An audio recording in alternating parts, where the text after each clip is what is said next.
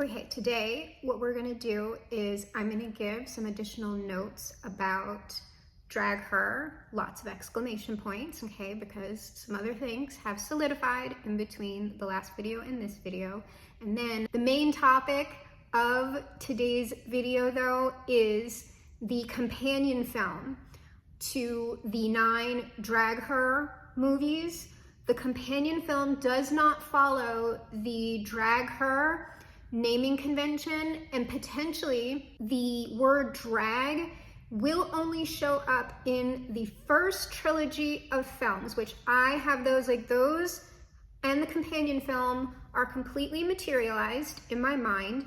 And then I pretty much know, I know how this trilogy ends and I know what's going on pretty much in all of the movies. So we have this starter trilogy, and then we have the middle trilogy, and then we have the final trilogy. And each little chunk of films are fairly distinct in style and tone, but there should be a visual cohesion throughout all the films. So while we may change the style and the emotional tone, the visual language that we have created to designate certain things within the movies should not change. That should stay the same, so that even though we're having these sort of tonal shifts and style shifts, it's all making sense and it doesn't feel too terribly disjointed. The biggest challenge right now are the middle films. While I think they're very interesting, they are the darkest and they are the least funny. The first trilogy and the end trilogy are way funnier, and then this middle part though is it's very serious. All of the films are serious because we are saying real things with them, but the middle trilogy, while we are saying the most serious things there and the emotional tone is the darkest, we got to figure out, because we're all working on this together. Like I said, Drag Her cannot just be the work of one person, right? No one person can do absolutely everything for the greatest, horror movie cinematic universe franchise that ever was and ever will be, probably ever again. So we need to figure out, once I explain it, we need to figure out how to not lose people. But and I think that's going to come in through the power of what we're actually saying with the franchise altogether, and how the middle films are going to be where you're seeing the devil. Misha, no, he's coming to steal. Look, I have this coffee here and he just wants to do illegal things right now. There's criminal behavior going on in this house. He can't drink this because his caffeine's no good, but he wants the milk that's in there, and he can't even have that. Cats are lactose intolerant. You can't have the milk either. So what's bringing the audience through the middle 3 films is going to be that they're recognizing the truth of their own oppression in the middle 3 films. They're going to recognize a particular truth that we're getting at, and they are seeing an oppression going on for the weekend, how he's falling into it and how it's going on and how they're getting all these other people involved. And people are going to respond in that well, this is bad and we need to triumph over it, right? Which is why the Drag Her cinematic universe horror franchise has a very, while these movies are obviously progressive, I guess, I don't know, because I'm including a whole bunch of different types of people, I don't want to exclude anybody. The story itself, I'm telling you, is an extremely traditional hero's journey film. The Weeknd's progression, it's a modern version of that is very inclusive, but at the same time, what it's ultimately meant to do is reaffirm love and unity for all beings, and the destruction of the things that we're terming as evil that would seek to destroy that or control it. That's what, so whenever you're hearing me say the satanic, evil occult society, that has nothing, because I want to get rid of that word satanic, when the films are actually made. That is just a symbol of what I'm talking about. It is a symbol for evil, what we are terming evil in this world that most people aren't going to argue with as evil. So nothing in the films should really be seen when you see the evil occult secret society, like these people are not people. Like these are just evil. These are evil beings. Okay, these are evil beings. It's not meant to say anything about a particular political party. It's not meant to say anything about that. It is anybody or any being who is participating in these things is evil. And so it's not about like one religious faith or like one whatever. It's just we agree as humanity that these behaviors are wrong. All the time it's wrong, okay? Never is it okay, ever, all right? So just because we're including all of this different stuff, it does not mean that because I can understand, oh, so we're arguing for like moral relativism. It's like, no, we're not arguing for moral relativism. I actually think there are certain like immutable things that you should never ever violate. But what that's coming down to is essentially like love, connection, and intimacy. It's not really a policy or something that you're having to compromise on. It's very, very like we're doing archetypes here. Representation of archetypes. So when we are killing someone, that is either a representation of like evil acting itself upon the world, or it is like the goodness affirming that no, we don't agree with this. So like when somebody good kills somebody bad, it's not talking about men. Like, so like if a woman kills a man in the movie, it's not saying man bad.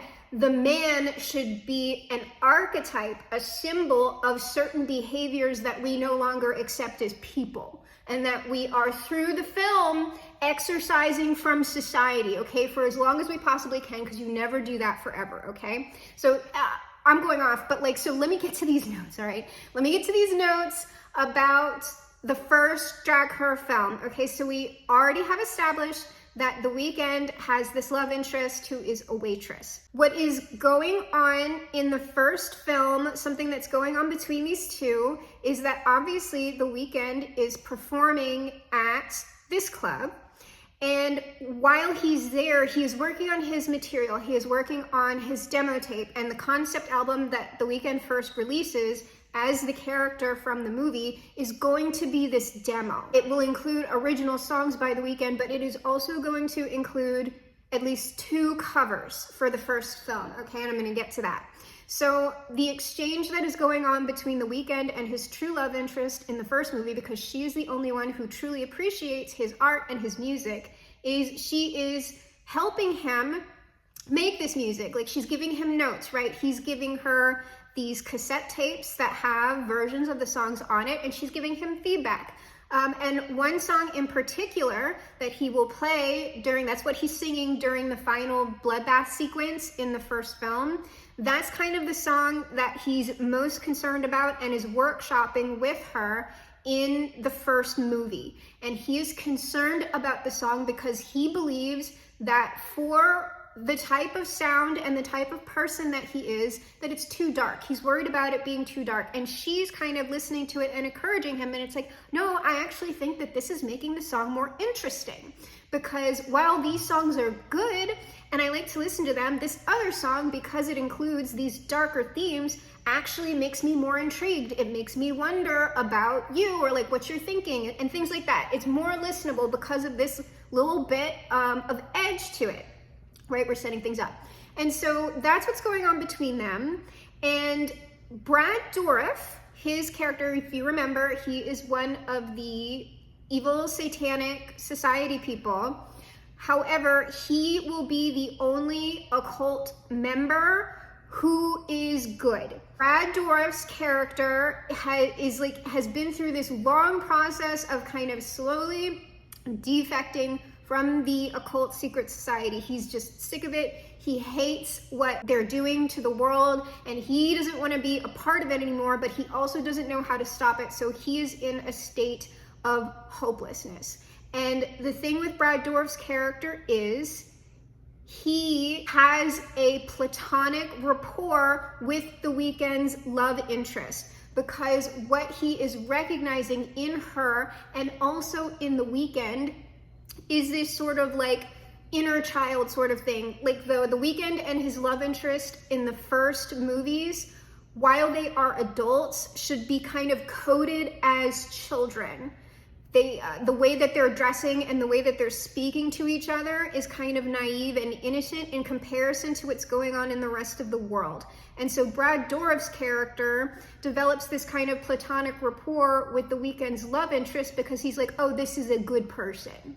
Like, good people like still exist, and he's like very upset because he's aware that like eventually she's either going to become corrupted or she's going to die. Like, that's the only way that, like, once this satanic secret society has infiltrated into your world, it's kind of an inevitability. You will either become one of them, or like one of their minions, or like something that has been consumed by them, or you will die. Like, you cannot survive. Like, you can't be who you are and survive that if you are a good person, if you have this sort of authentic truth within you. Brad Dourif kind of gravitates to her character because he's just like, oh, like, you know, it's kind of like, you know, the final lights in darkness.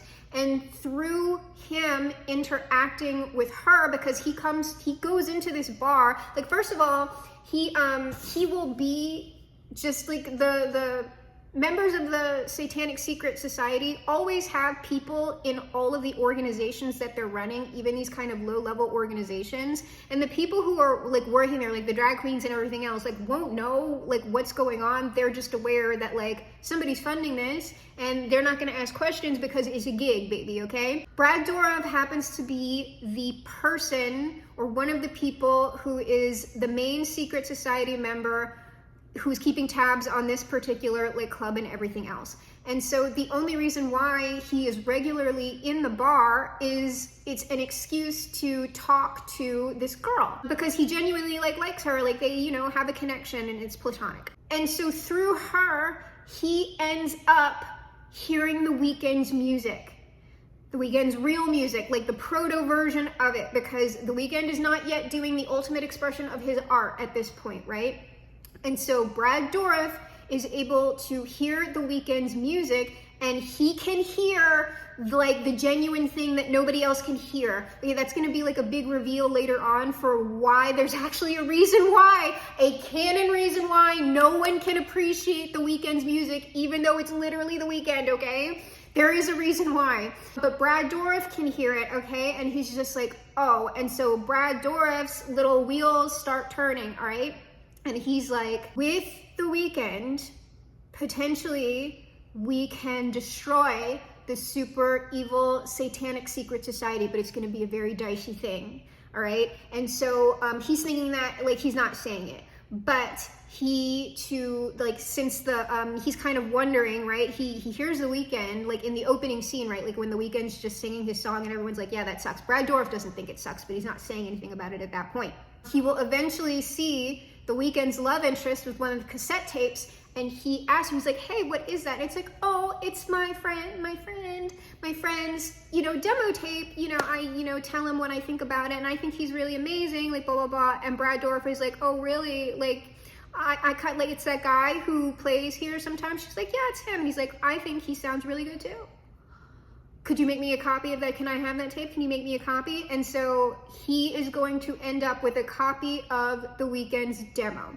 That is all important to be going on in the first film for the subsequent films, okay? And here are some notes about the opening sequence for the first film and also the final bloodbath sequence, okay? Where the Weeknd is going to perform the song he's been workshopping. These are the two covers that will be on the Weeknd's character's demo.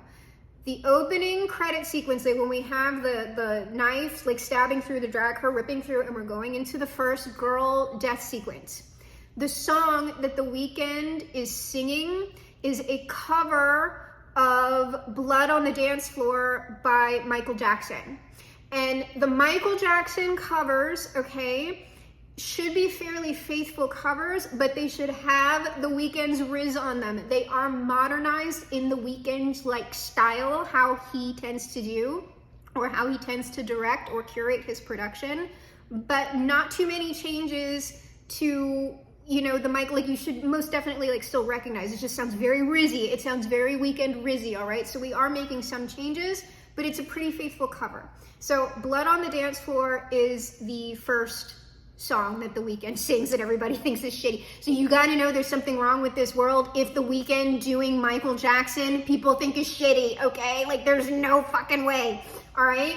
And so the song that is being workshopped that is like, I don't know, like maybe it's too dark or like whatever, that is the second cover. The song that The Weeknd should ultimately decide to sing despite a big ass demon like popping out and starting to like eat people and stuff. We should hear like once The Weeknd sees that this is going on, that there's a big demon eating people, we hear that little like heartbeat. Like there's a riff at the beginning of this song where it's like, and then you hear a heartbeat.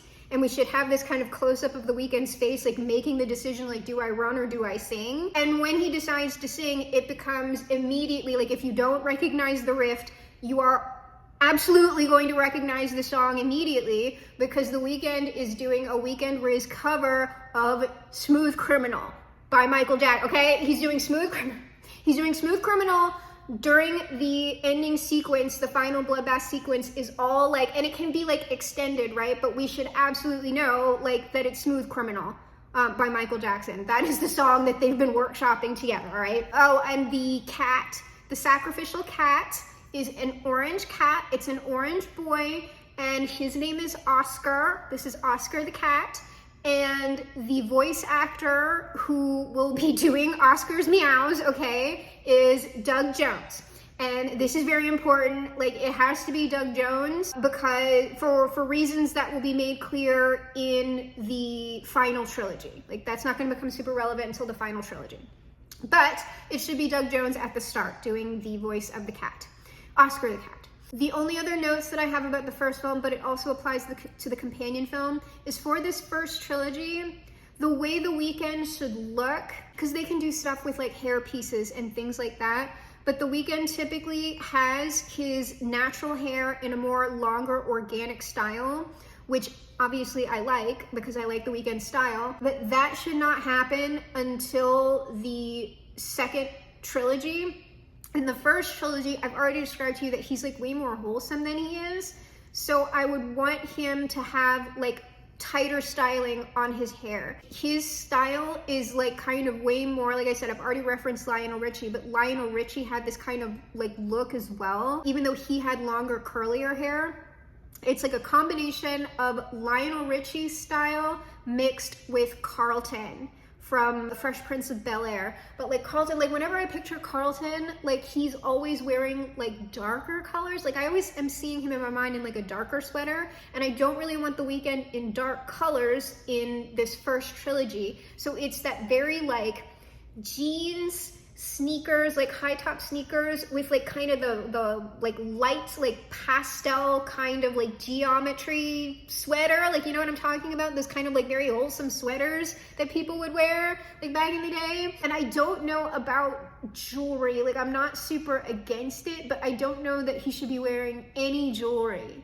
And no, because like since it's very traditional, like this is essentially the period within the film where we shouldn't have any like signs of wealth on The Weeknd at all. And jewelry, even though we don't really super tend to think of it as like a sign of wealth because it's kind of all like mass produced now, any type of like chain or anything like that, it's like The Weeknd is our version of the farm boy at this point, and farm boys do not wear jewelry, okay? It's just, no, they don't do that. Probably no, but like The Weeknd has like a tighter cut on his hair at this point. And for the first three films, that doesn't start to change until the middle trilogy, okay? That is finally like my last notes, but we can go into this companion film now. Now the companion film, let me give a warning on the companion film before we start to get into it. I'm going to be saying potentially some like polarizing or controversial things about gender and how particularly both heterosexual and I want to say like gay, like specifically gay men, it's not queer men, it's gay men, how heterosexual masculinity is functioning. Obviously in my gaze, in my view, these are things I've observed, and as we can all see, I am not a man. Okay, well, I would assume, I don't know, you might think I'm a man, but I'm not, I'm a woman. And then particular ways that gay sexuality is functioning in a particular way, especially when it is repressed within society. And so I'm going to be making some comments that are going to intersect with heterosexuality, homosexuality, and also race, okay? When I start talking about that, because none of that is my lived experience, I am simply observing it and commenting on it, and from what I understand and what I can see, I'm going to potentially be saying offensive things, or things that you understand, like that I'm trying to express something genuine, but I will potentially be doing it in an awkward, clumsy way that's going to come off as offensive no matter what. So if you think that you don't want to hear any of that, I'm just going to say, I'm putting the video out, and I'm going to say my observations and what I think about all of this. And I'm not saying like nobody can criticize me. I'm just saying if it would honestly offend you, like in a way that you feel like it would like wreck your day or something like that, or contribute to some sort of like existing trauma that you have, please just don't watch any of the videos, okay? Because while I don't mind like criticism or people being like, well, I don't agree with this, that's all fine.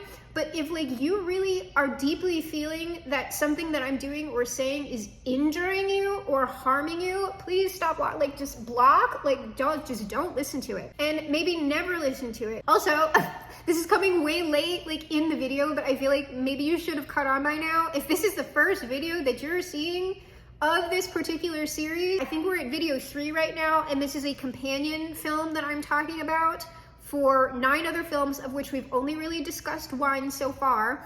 And there is a playlist on the channel entitled Drag Her. If you really want to understand what I'm talking about, you need to start with the first Drag Her video, okay? So you can follow any of what I'm talking about. The companion film for Drag Her, I'm gonna talk a little bit about it, about the name, and about how the movie is formatted. And then I want to talk about what I would be trying to say and do with this movie. And then I'm going to describe to you like certain scenes that I see that would be attempting to do that. And then I'm going to tell you the important things plot-wise that would need to go on. But as this is a companion film, the plot isn't as important for the rest of the Drag Her franchise. But this movie still does have a plot, and it does introduce and provide, I don't know, maybe a primer or some extra information about world building, like how the world that we are in right now functions, like what it does to people, how it operates, okay? It's also going to differentiate the colors of like one part of the world versus the colors of another part. It's like when we're dealing with a certain part of society, only certain colors should be used than when we're dealing with another part of society. And people who can move in between those realms should also be styled in a very particular way, which is why The Weeknd looks like he does right now, because at this point, he can move in between 2 particular realms without getting too deep into either of them. Like in order to go much deeper, he would have to change as a person. And once that happens, he can no longer dress the way he's dressing. Like he has to be different. So right now, that's why this is all looking this way. So the name of the companion film is called Going Straight. Going Straight is mostly about Ryan Gosling, Ed Norton, and Sam Rockwell's characters who appeared only in the final bloodbath sequence in Drag Her! Exclamation points. They were part of the team that ends up killing all the people who are in the club who are being taken over by the demon, as well as the demon, and they spare The Weeknd, okay? Because The Weeknd hasn't been taken over. They also know The Weeknd, and this is how they know The Weeknd. So these 3 men are part of the criminal organization who is also involved with this particular club that is run by the Satanic Secret Society.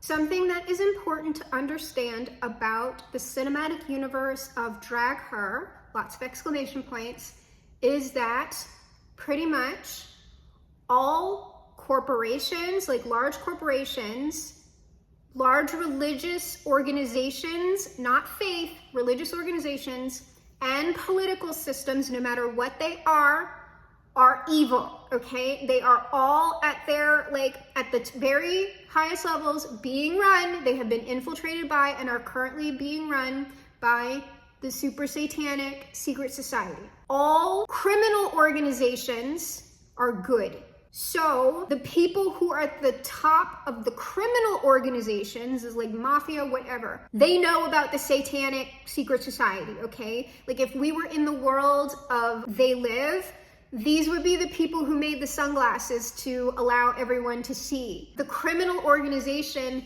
is only criminal because it cannot possibly be any other thing within the realm of this universe with the satanic secret society running shit. You have to be criminal to be good in this universe. So that is why it is a criminal organization for good.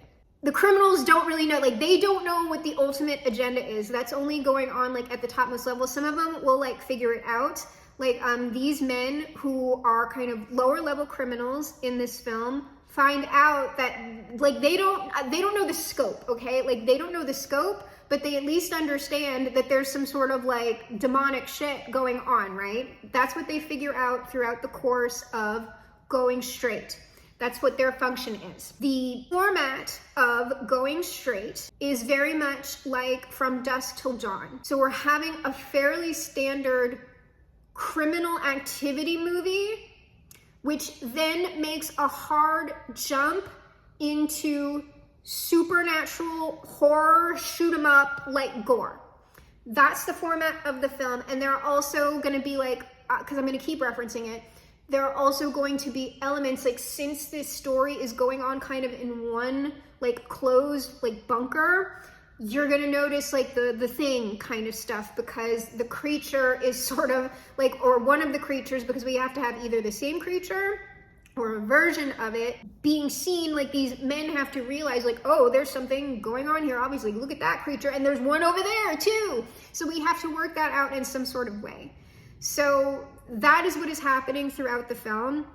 However, what is also happening that we're not really talking about directly, but should be made clear through the writing and the behavior of these men, as well as certain cinematic references that we're making to like historic, maybe like gay cinema, or like it wasn't gay cinema, it was mainstream cinema, but when you go and watch those films, it's like things are just gay coded, because you couldn't represent homosexuality on the big screen back in the day. You couldn't represent sexuality. So there were coded ways that the audience knew that people were having sex or were gay without them saying it directly, but like the audience would just understand, or sometimes they wouldn't understand, but people in the know would understand.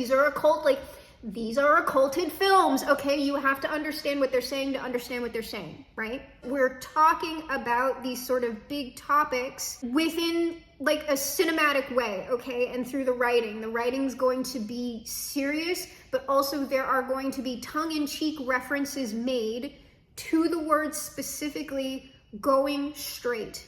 Because what's going on like for the characters, Ed Norton, Sam Rockwell, and Ryan Gosling, is that they do not want to be criminals anymore. They want to live in the real world. This is never going to be directly said within the films, but in the universe of Drag Her, there is the world, and there are men, and there are women, and there are drag queens, and whatever.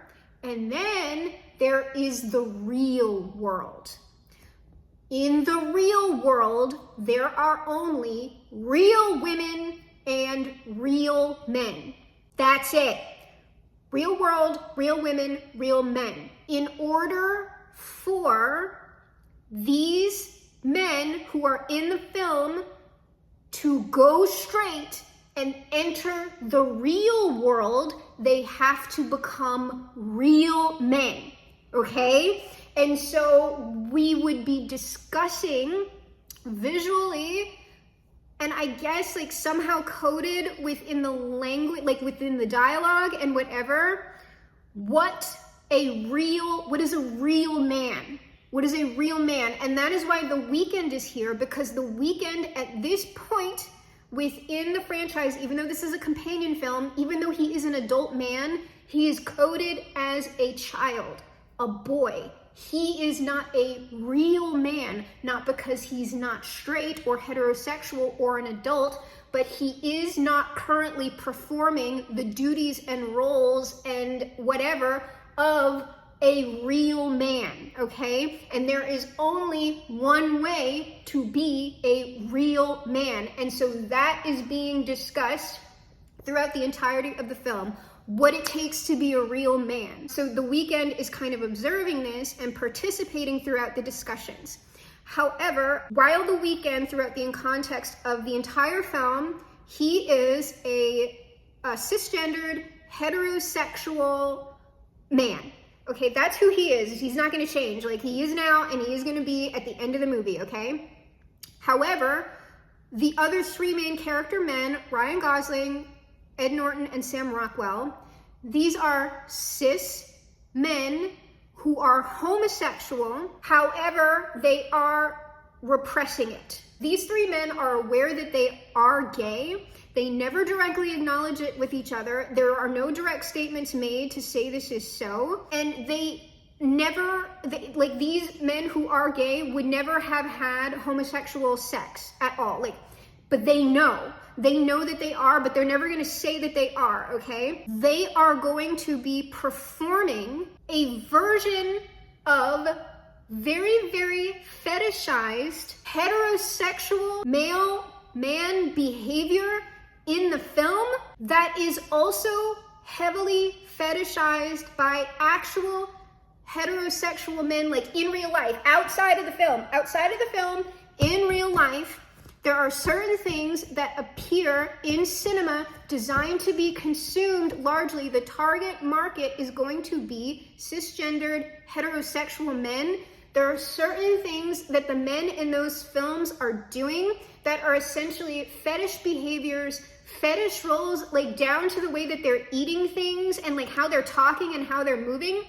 It is something, they're performing something that men in real life wish that they could perform in that way. But the thing is, I'm fairly certain it only really exists like in movies, because even if you did the thing that the men are doing in real life, it never ever looks that way. It never ever looks that styled. And if you try to do it that way, it's like going to come off as cringe. However, these things are still real fetishes for cisgendered heterosexual men. They are also fetishized by homosexual men, except what tends to happen is that when the homosexual gaze is put on that, it's like it gets pushed to an extreme to where it becomes very campy and highly sexualized, i.e. a movie like Top Gun or a movie like The Predator, where you have these straight men doing, like when you're looking at it, it's like these are very homosexual things, like when you're looking at it, but they are things that are also fetishized by straight men, like the muscles and like, you know what I'm talking about? This is very hard for me to articulate. It is a thing though. This is what the movie's about. And so it should be a very, very straightforward criminal activity movie, organized crime, because that's one of the fetishized things. Typically, the things that are fetishized for heterosexual men within films, they tend to be criminal activity. It tends to be finance or like business, which is also criminal activity. It just is looking a different way. It's like different classes, right? But it's still the same kind of like hustler thing. It looks like that. It also looks like army films or like fighting films. Soldiers, war, and fighting. These are the men fetishes, okay? And that's why this movie is going from a organized crime movie to a movie like The Predator, because not only are these men criminals, but they are also, when the opportunity calls for it, soldiers, all right? Something that should be called back within the movie is that there should be, like, The Weeknd should come in, like, the reason why The Weeknd is even here is because he is friends with these men, and he comes to them, like, when he, you know, he needs to talk to men. And from The Weeknd's perspective, these are straight men. The Weeknd is not aware of anything that is going on because he is still a boy. He doesn't know. He doesn't understand what it is to be a real man. okay? And so he is completely unaware of any of the subtext going on within this movie. And so The Weeknd, what he does is he comes to get advice from these men, I guess because he does not have a father figure. We're all like, okay. So I guess that's why he's in the position that he's in.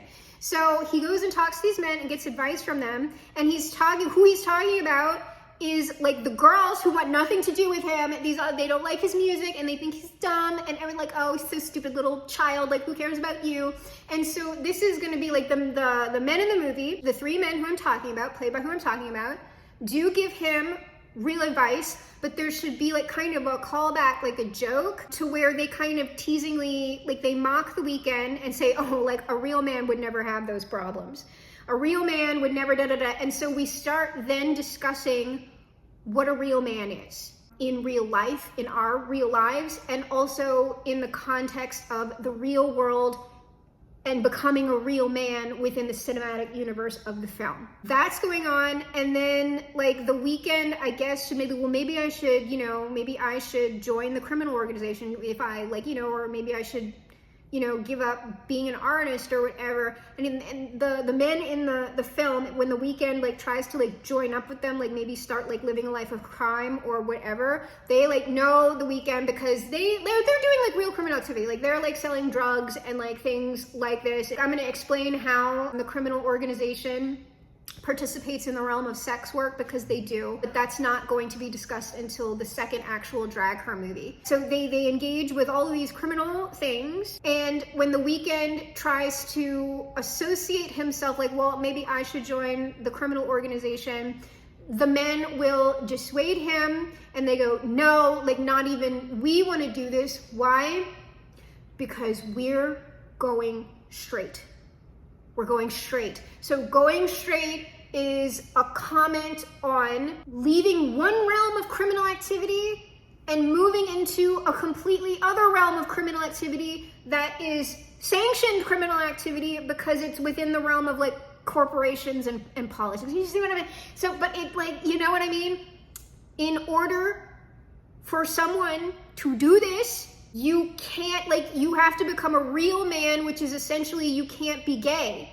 And so these men would need to permanently give up they would need to permanently destroy a real part of themselves, which is what is the true horror of this film, because what we're going to see throughout the plot of this film, what makes it horrifying and sad at the same time, is that these three men, by the end of the film, will go straight. They will enter into the real world, and the only way that they can do this is by destroying a real part of themselves permanently. By the end of the film, they are no longer the people who you've come to love. They are no longer the people who were your friends or each other's friends. They have become real men, and it should be extremely haunting, okay? We are not saying any of that directly, but like you're gonna fucking know, okay? It's like this is very horrible, and like you're gonna be able to tell like by The Weeknd's reaction. So while the film is going on, you should most definitely, what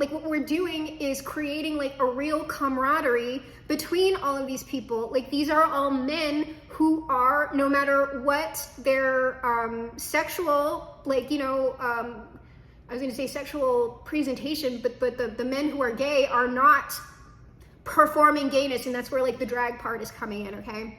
They are doing drag of heterosexual men, and so they are going to be doing all of the very fetishized things that men do in these movies meant for heterosexual men to reaffirm like that they're not gay, okay? And so they are going to be talking in that kind of like, I can't do it. It's a certain pattern that shows up in movies like The Wolf of Wall Street, Glengarry Glen Ross. It doesn't really show up as much in The Godfather, but I mean, obviously we're referencing The Godfather. It's not the same, like there's like a slickness like to how the men are speaking that is very fetishized, and it's very like, it's like sales criminal, it's hustler criminal, it's scam criminal, okay? Like that's what it is, but there's like a way that they do it in those movies that like I can't like replicate. But it's when it's being done really well, I'm gonna forget this actor's name. Matthew McConaughey, when he's talking about like a fugazi, like, is that in The Wolf of Wall Street? But he's like, it's a fugazi, isn't it? That's the thing. That's the thing. So all of these men should be talking to each other like that. And when, like, and here's like the funny part is like they only ever eat Chinese takeout food, and they sit around the table together eating this Chinese food, but like I can see it, like the way they're like grabbing the carton of like noodles or whatever and eating it. Like the way that they are eating together and talking together is extremely fetishized. Like, and he's like, yeah, I'm gonna grab it, but I'm grabbing it in a masculine way. And I can see it in my mind, but I can't do it correctly, right? Because I'm not a man. But they're doing it in that way, and they like have a way of like moving their head, and like they're talking as they're eating. And there's even like a fetishized thing to that. Like when a heterosexual man watches this movie, he should want to do the things that these characters are doing, even though in the movie they are repressed gay men. They should be like, you know, doing the criminal schemes or whatever, and that's fetishized because it is. But they're not, like, we're not doing realms of finance right now because that's a different class. And these are lower class, like these are people who are closer to poverty.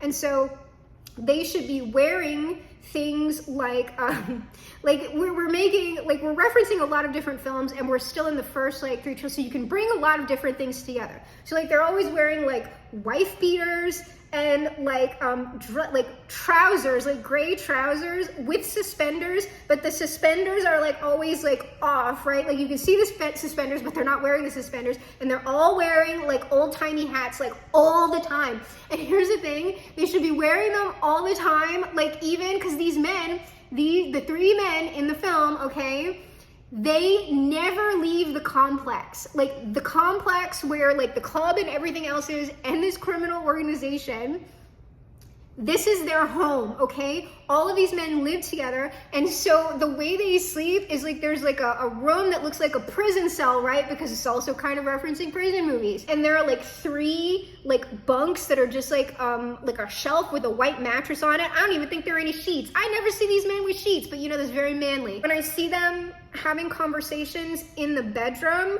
it's like this top-down shot of, like, you can very plainly see the man in the top bunk, and then the rest of the men are in like the lower bunks, and they're like kind of popping out to like have the conversation. This is important. The man who is in the top bunk is the man who is the highest in the pecking order of these men, because there is an extreme hierarchical structure within, when it is cis men, fuck off hierarchical structure. You have to move into the realm of queerness, which is different from gayness. Like, queerness is different from gayness, okay? But these are gay, cisgendered men, and so the hierarchy is wild, okay? And it's like a version, it's like an inverted version of the same hierarchy that exists within heterosexual male culture, but obviously, like, it's just different because he's gay, like, he's gay. But like the beauty standards are all going to be very, very particular, and what makes a man like top of the pack within gay culture is like going to have a lot of parallels with what makes a man top of a pack in heterosexual culture. God, these are complex. Okay, it's very complex, but I feel you can follow me. And so so the person who's in that top bunk is the leader of the pack. Who's the leader of the pack? Ryan Gosling. And I didn't even have to say that to you, okay? I didn't have to say that to you. And so now we're getting into potentially the most controversial thing that I will say and comment on in this video, okay? Because it has to do with Ryan Gosling, and it has to do with The Weeknd even being able to be in this fucking movie, or like any of these fucking movies pretty much, but especially in the companion film Going Straight, all right? Within the realm of heterosexual men, there is some heterosexual white men, okay? Heterosexual white men, there is something that happens where a man becomes the absolute epitome of all things that other heterosexual white men want to be. In my estimation, there are only 2 real men at this time who this has happened to. When this occurs, these particular men get what I think of, and probably other people have too, and probably, like, I'm not even the one who's made up this term, and I'm not going to say it, I'm going to spell it, and I'm going to have it written on the screen. What these men get is an FAG pass. and I'm gonna call this the pass or a pass. They get a pass, that pass. These men get it. And what that means is they are allowed to do in public things that are gay, things that are homosexual. They're allowed to do them. They're allowed to be completely, like if these men in real life wanted to have homosexual sex with men and just be like, yeah, like that just, it wouldn't matter. There would be no social stigma against it. These men are allowed to be as gay as they want because they have become so fetishized to heterosexual white men that they're allowed to be gay and with no social stigma whatsoever because they are so not gay, okay? The Weeknd, in order to, and when a man has the pass, okay, any other men that are his like friends or in his vicinity at the time, he can give them permission to use the pass only if he's there. The pass holder himself must be there. And so any other man who is in the vicinity, who is friends or connected with that man, can now do the exact same things that that man can, as long as that man is giving him permission. And they will receive no social stigma from it at all. They can do all of the gay things and still remain straight men, okay? That is what the pass is. The other, Ryan Gosling has it, okay? He has it. The only other person who has it currently, you already know who it is if you know what I'm talking about. The only other person is Ryan Reynolds. But Ryan Reynolds is not the vibe for the Drag Her cinematic universe horror franchise. That's why he has to be in the films, because the only way that these men who are straight can do this movie and be fine afterwards is because Ryan Reynolds has given him the pass, which is also why, even though The Weeknd is here, he cannot do the things that these men are doing because he's not white. And only straight white men get the pass at this time, currently. So The Weeknd can be present while certain things are going on. He is only an observer. And I'm talking about if the literal Weeknd, I'm talking about the real man who would be playing the character. Him participating in the films would potentially affect him in a negative way in real life. That is why, still with Ryan Reynolds here, it'd be a dicey move for the fucking Weeknd, all right? Why? Because The Weeknd isn't white. At this point in time, with where we are with like race and everything else, he is never going to assimilate into white men's culture, even if white men like him and he gets along with white men. That is not going to happen. And so because of that, he is going to be most strongly embedded first within the Black community. And so we would need to be respecting all of that. And also, if The Weeknd decided to do the film, taking feedback from him, because it's not the same. And this is why, just by the way, FYI, if you're one of these people who say, oh, I just don't see color, that's why that's harmful. Because when you don't acknowledge that these things are going on, you're just gonna wanna take The Weeknd and go, oh, well, just The Weeknd can just do this. The Weeknd can just do this. And then he's dealing with the fallout from that for the rest of his fucking life and career. And y'all are just moving on your merry way, because your whiteness is insulating you from that, okay? That's why. Ryan Reynolds must be present. If Ryan Reynolds isn't present, we can't do the fucking film. Whole movie hinges on Ryan Reynolds and his goddamn pass for the film to fly, okay? Because while Ed Norton and Sam Rockwell are both, I'm pretty sure, heterosexual men, they don't have the fucking pass. Giovanni Ribisi doesn't have the pass.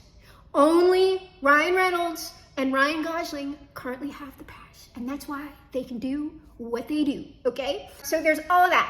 So things that I think would be funny, besides like all the guys on the bunk, is that I want these men, like these men are on a hair trigger of rage, okay? The way that that's kind of like fetishized, like men expressing like emotion in these types of movies is like, they're all jumping up, right? They're all ready to like fight at any time, and they're grabbing each other's faces and like shouting at each other, but like in a very passionate way, right? They're very close, but it's angry. Like as long as it's angry and I'm grabbing you, It's fine, all right? It's fine. We can touch each other as long as we're angry and it's really a fight. It doesn't have anything to do with anything else, okay?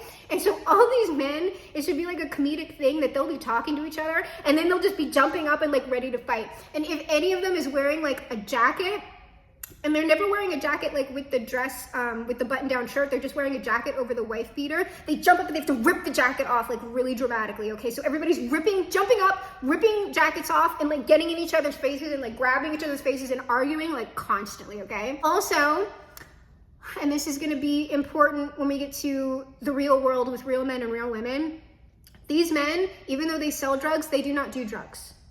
No, the only thing that real men are allowed to do is smoke and drink, and smoke tobacco and drink liquor, okay? And not beer. Like in the world of real men, no beer. It's like whiskey and scotch and things like that, okay? No beer. You can smoke. You can smoke. In the realm that we're in right now, the men can still drink beer. In fact, they should mostly be drinking beer and they should mostly be smoking cigarettes. In the realm of real men, cigarettes can be smoking, but only specific types. But mostly what you're gonna see a real man smoke is a cigar, okay? And they're gonna be drinking out of a tumbler, not a martini glass, sorry. Only tumblers in the world of real men. I don't care about James Bond. James Bond is actually a little bit, like when you think about it for real. But it's okay because the character James Bond, the archetype, gets the pass. But only the character. Only when an actor is playing that character does he get the pass. He doesn't necessarily have it in real life. It's very complex, okay? What I want to see though, what I want to see is like, and I pictured it as Sam Rockwell doing this, I don't know why, but he should like always be smoking, and when he like jumps up, he's always like ripping the cigarette, and you know that way that they rip cigarettes out of their mouth, that's also a fetishized behavior. Rip the cigarette out of my mouth and throw it. But like, that should happen like over and over again, but even though he's throwing this cigarette each time, every time he jumps up, he should have the same cigarette like in his mouth. He has to keep doing it. We don't know where these cigarettes are coming from, but they're always there and they're always being thrown because these fetishized behaviors that I'm talking about, I just want them done very repetitively throughout the film, right? That's what we're talking about. But the writing should be very excellent and the acting should be very excellent, even though they're doing these kind of weird things, okay? And then, so what should also be going on is like in the background, there are these other men who don't really have speaking parts. Like they maybe have like little bit parts, but these are drag queens who are out of drag. There are also bodybuilders and other like straight men. We can have all sorts of different versions of men in the background. All of these men in the background are repressed gay, but they do not intend to go straight. They do not intend to go straight. They intend to remain like in this middle ground. Like this is enough for them. They will never move into the colorful world that drag her exists in, where we are just getting to be like gay and queer and straight and kinky and whatever we want. And so the realm of this world is extremely muted, but not completely like devoid of color. That tends to only happen in the real world, okay? That's where the least amount of color is, in the real world. Also a lot of very like straight lines and things like that, and color is being used very, very intentionally in the real world, like kind of even more intentionally than it's being used now, and only certain colors are allowed. What the men in the background should be doing all the time is one of the fetishized things, so we can have them playing poker, right? We can have them like counting money. We can have them like divvying up like the drugs or whatever. We can have them working out. Like I want them working out. Just for some reason there's a gym. Like all of a sudden there's like a gym in the background. Their men are pumping iron, okay? So it's all of the things, and like it's being like the way those shots are. While the movie is very straight, there are certain things that when they're shot, it's like it's focusing on the muscles like a little. It's like a little too long. Like the gaze throughout the movie should start heterosexual performatively and then progressively just get more and more homosexual. We should be moving further into the homosexual gaze so that by the time we are at the point in the movie where the repressed gay men are going to kill, they're going to do the bloodbath sequence at the end, they're going to shoot all the people and kill the demon. That is when so we're moving into that criminal and we're slowly becoming like Predator, right? We're slowly becoming that, and that's like how the movie is becoming progressively more gay. And so when these men are like they're going to be stockpiling arms, that's another. fetish thing. We are stockpiling arms. These men should always like be like being shown like playing with daggers or knives or polishing a gun, girl. They are polishing these guns, you know, in a very particular way. But like guns should be very present. The stockpiling of the guns and the weapons, and also like when they're like in a very like James Carpenter, is it James Carpenter? Cameron, sorry, I'm mixing up my people. James Cameron, Aliens, that very like, we're arming each other to fight the alien. We're arming each other to fight the demon monster. Is very like, you know, and they're like playing, you know, the army-ish music or whatever. And then like they're oiling themselves up, and like and they're oiling the guns up, girl. And it's like, it is very important in like, that's why it has to be led by Ryan Gosling, because of the past, girl. And so now we have all of our repressed gay men who are getting ready to fight the satanic evil, okay? They are about to transition. Ooh, they are about to transition from this middle world in between like the queer world and the real world. They are just occupying this middle space. Whenever they are moving into the realm of the club, right? The drag queen flash dance club. Once we get into that club, the gaze is the gayest fucking thing that you've ever seen on your life. On all of these men, on everything that's going on, it is about to be the gayest sexualized sequence that is within the movie, but it is through the function of men performing necessary violence together, okay? But it is all being shot, and the way the moves and the facial expressions are extremely sexual. Like everything that's going on, it's like a gay orgy, essentially, a gay gore orgy. And so before they walk into that room where they're going to have the gay orgy, what has to happen is Ryan Reynolds is like leading this group of men. They're going to perform the violence. He has to turn to them, and I don't know the exact words, but because they're lyrics that are in a particular song, and he has to say, no matter what we're going to do this, but no matter what we do to each other, and no matter what we say, we have to make a vow to keep it in the closet. The song that is playing, because like, if you remember in Drag Her Exclamation Points, the song that The Weeknd is singing in the end of Drag Her Exclamation Points is Michael Jackson's Smooth Criminal. Within the realm of gay fantasy that we have now entered, while in the actual movie Drag Her, like The Weeknd is singing Smooth Criminal, to these men, he is not singing Smooth Criminal. He is singing The Weeknd's cover, with The Weeknd Riz on it, of Michael Jackson's In the Closet, okay? And so the gay bloodbath orgy is happening to The Weeknd singing a cover of Michael Jackson's In the Closet. And so I already described how the scene is gonna go, but the way like when these men are like shooting the guns and like people's bodies are like exploding, like gore should be like hitting these men's glistening muscular bodies in very, very specific ways, which I don't know why it would look that way, but for some reason, it looks that way for no reason at all. It just has to look that way. They're like holding the guns in a particular way, and they're like moving as like a soldier unit in a very intentionally choreographed way. And they're just close-ups on these men's faces with like the gore hitting them when they're going, you know, they're like that, right? While shooting the guns at the same time. That's what I'm talking about.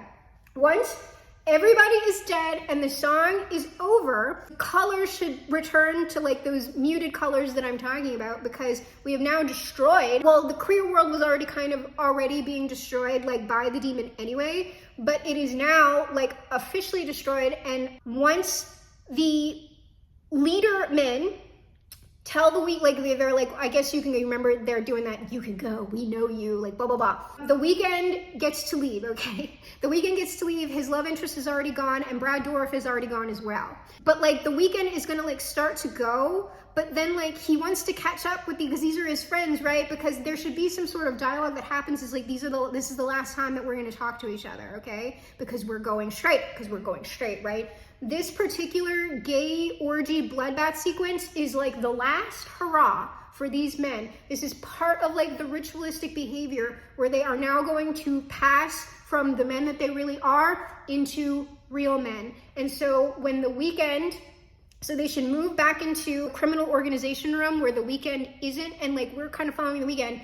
And he's gonna leave, and then he's like, but these are my friends. Like, these are he's kind of looking at them as like pseudo big brothers, like kind of like that. And he's like, but these are like my, and he doesn't understand anything that's going on, all right? And so he chases after these men. The next time we see these men, they should be in formal, like they have the old-timey hats on, they're in formal suits, they are in button-down shirts, like with ties, with the jacket. Like men's fashion in this film is also a very big deal, okay? That's also very fetishized.